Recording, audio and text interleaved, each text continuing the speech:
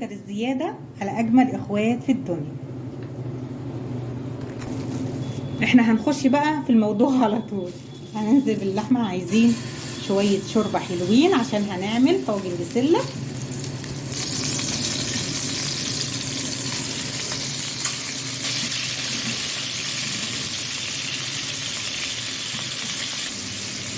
التوابل ادي فلفل والكمون،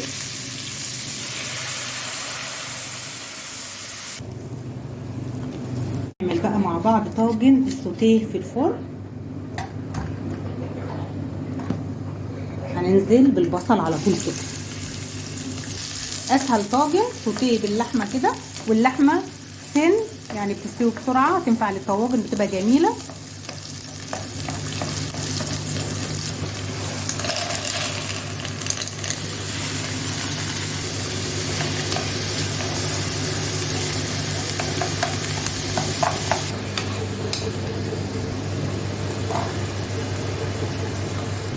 لما بحط الطواجن او استعمل يعني اعمل طواجن، بحب اعملها ني في ني كده للفرن بالذات، بتبقى طعم جميل قوي.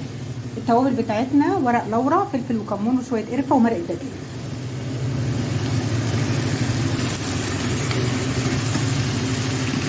بس كده 3/4 تسويه.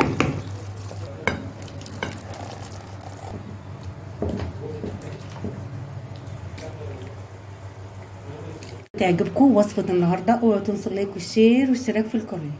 اشوفكم بكل خير يا رب. باي باي.